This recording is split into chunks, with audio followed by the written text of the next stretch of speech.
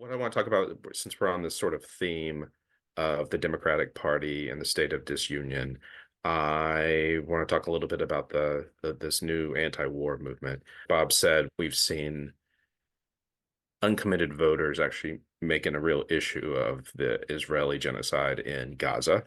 And in the Democratic primaries, we saw 100,000 people in Michigan vote uncommitted. We've seen 20% of the Democratic electorate vote uncommitted in Minnesota, 30% in Hawaii.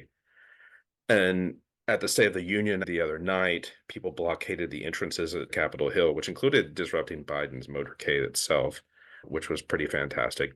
I want to point to another action, which I was particularly excited about. Maybe not everyone here knows this, but I am from a suburb of Dallas-Fort Worth called Garland, Texas.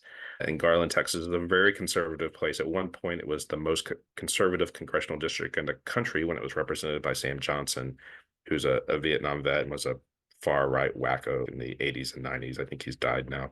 But it's a very conservative place, is my And point. today they call him a rhino, right? Yeah, exactly. Today he'd be a rhino.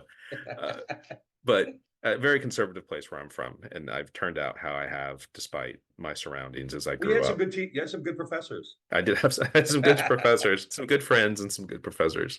But in Garland, there's a General Dynamics, which I think is the fourth largest arms manufacturer. It has a plant where they make MK-80 bombs, where they make BLU 109 bombs, Blue 109 bomb that was dropped on the Jabalia refugee camp in Gaza in October, killing more than 100 people.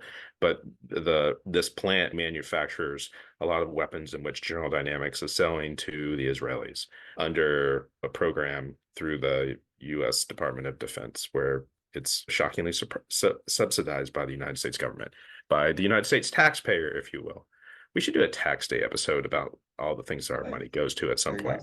Yes. But on Thursday, North Texas is not necessarily the nicest or safest place for protest, but there was a huge direct action at this General Dynamics plant where 23 people were arrested. I don't think all of them were intentionally arrested, because another real vile street gang, which is called the Garland Police Department, which operates like it's the 1950s, went and arrested all of these people, which included violence against protesters, ripping the hijabs off of Muslim women who were there.